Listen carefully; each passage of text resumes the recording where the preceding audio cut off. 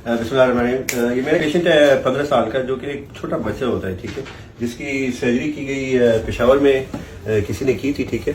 इसका basically intraventricular tumour है।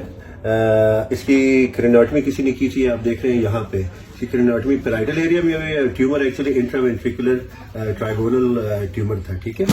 अब आते हैं इधर सीटी की तरफ, ठीक है। ये इसका पोस्ट ऑफ सीटी स्कैन है, ठीक है। आप ये देखिए, ये मैंने तो खैर रसोली यहाँ से निकाली है, ठीक है। And I had to do a separate craniotomy, ठीक है, यहाँ पे, ठीक है। अभी आपको मैं दूसरी वीडियो में दिखा देता हूँ। अब ये चेक करें उसकी क्रेनियोटमी यहाँ से यहाँ। ही इज FCPS न्यूरोसर्जन, जो कि 2 साल की डिग्री में अपने आप को किसी सरकारी अस्पताल का पेशावर में पता नहीं असिस्टेंट प्रोफेसर या क्या कहता है, लेकिन he does not have a sense कि ट्यूमर अगर इधर है तो आपने इधर किस लिए क्रेनियोटमी की है। Highly unacceptable. I think he should be held accountable for this incompetence.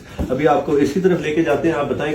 तो उसने इस तरह किया कि फिर सर्जरी की, तो सर्जरी के बाद उसने कहा कि ये नहीं निकल सकती।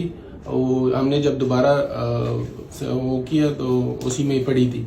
तो फिर उसने कहा कि ये जड़ों वाली है, तो इससे मजीद नहीं निकल सकती, इसका इलाज नहीं। लेकिन उसने कहा था ग्रेड 1 है और ग्रेड 1 है, जड़ों वाली है। यार इसकी तो ये FCPS लेके वापस करें, ठीक है। 2 साल की डिग्री में उसको ये भी नहीं पता चला कि यार ग्रेड 1 में जड़ें नहीं होती हैं। और this is the height of incompetence. ये पेशावर के सरकारी अस्पताल का अपने आप को असिस्टेंट प्रोफेसर कहता है, ठीक है ना। और एक छोटे से बच्चे के साथ, ये तो नहीं है इसका भांजा है, उसके पास मैं अभी आपको उसका जख्म दिखाऊंगा, उसके साथ हुआ क्या। वो सारी आपको स्कैन्स तो दिखा दिए। अभी आके आप इसका ये निशान देखें, ठीक है। तो हियर मैंने पहले बताया इसका ट्यूमर इस जगह से अप्रोच करना है, ठीक है।